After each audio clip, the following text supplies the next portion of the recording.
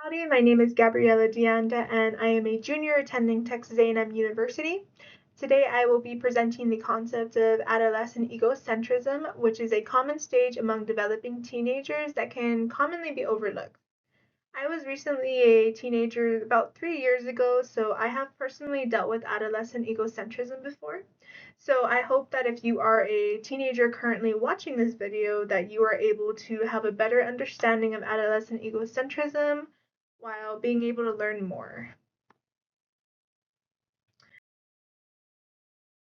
So what exactly is adolescent egocentrism?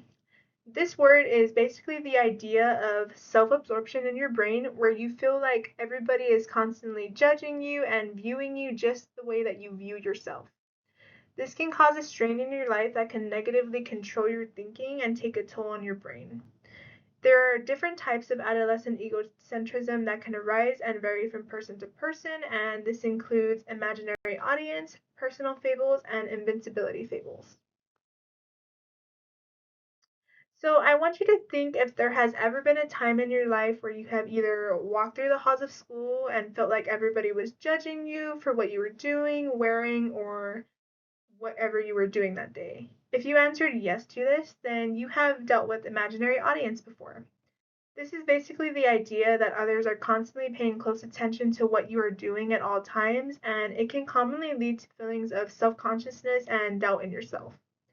This is typically a fear of many adolescents in this age group, especially because we are all beginning a new chapter in high school, and we constantly feel as though we're being judged for whatever we're doing, whether it be what we wear, what we speak about, etc. So I want to very quickly show this GIF that I found online of Goob from the Meet the Robinsons because I feel like this perfectly captures the imaginary audience.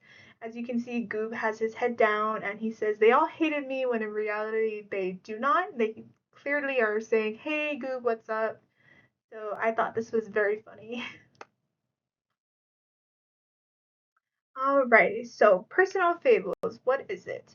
This is the idea that you are the only one that experiences certain life events and that nobody else understands what you're going through. And I don't know about you, but when I was in high school, I would at times get grades that were not the best and were a disappointment in what I thought I would get. And I always, in my mind, was like, nobody else experienced this.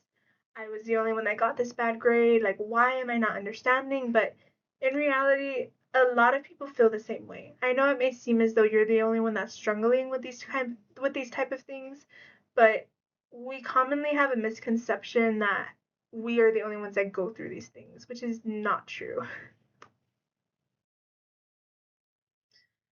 Lastly, invisibility fate is the concept that you are invulnerable to threats in life that may be thrown at you.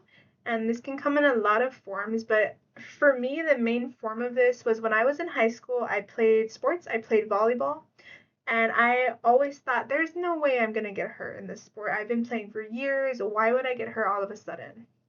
And thinking this way made me realize like things can happen whether we realize it or not.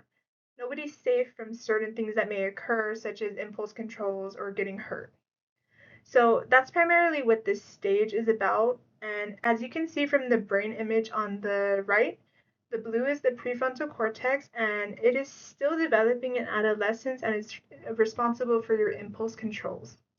This basically is your risk taking factors in your brain and can contribute to that.